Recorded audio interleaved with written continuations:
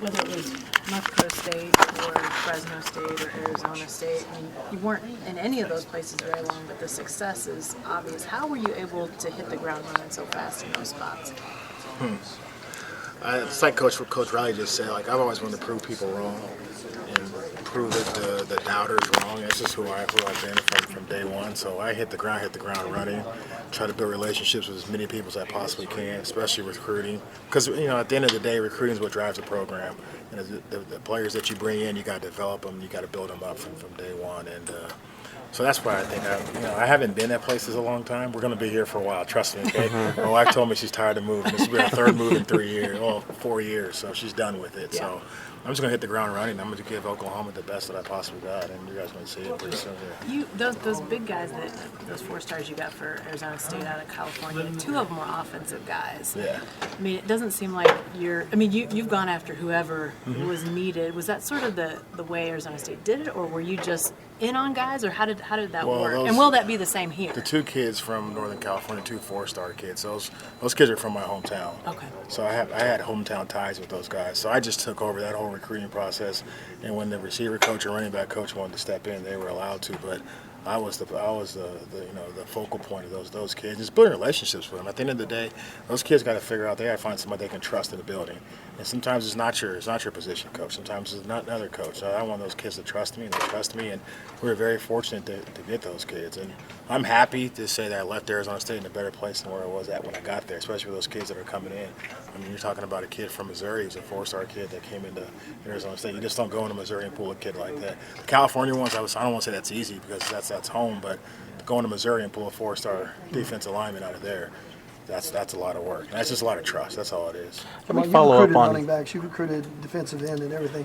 They always say that the defensive lineman is the toughest guy to recruit. Do you agree with that? Oh yeah, because everybody wants them.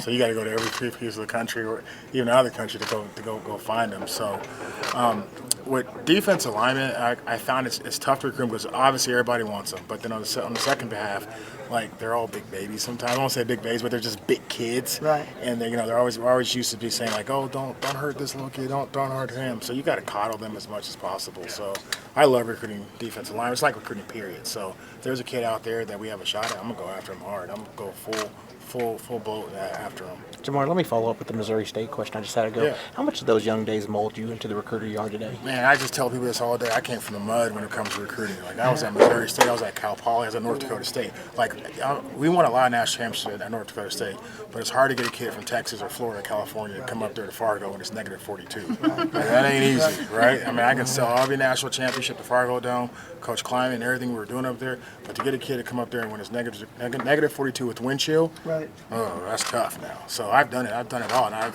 I take pride in that too. Like, seriously, I used to drive 7-8 hours to go see a kid for 20 minutes or go do a home visit and drive straight back. There was no flights, and I came up the hard way. Like, that's how I think people should come up that way. Seriously, like, where you guys all started at a little small newspaper or news outlet, and you appreciate it. And I appreciated my time in Missouri State and Cal Poly, North Dakota State, and all those little smalls, even Wyoming. Like, I drove through blizzards in Wyoming. And now here I can hop a flight. Shoot, this is easy now. There's no limit on a hotel either. Shoot, I stayed at Motel 6s for $80 a night. Seriously, the door locked and sleeping in my socks. Like, I was not fully clothed. I wasn't doing that. So I'm telling you, like, I appreciate those times. I appreciate where I'm at now. I think it's always the journey to where you're at, and I appreciate those journeys. Like, I have no problem getting in the car and driving 6 hours right now. Along those lines, what was the coaching education like at North Dakota State?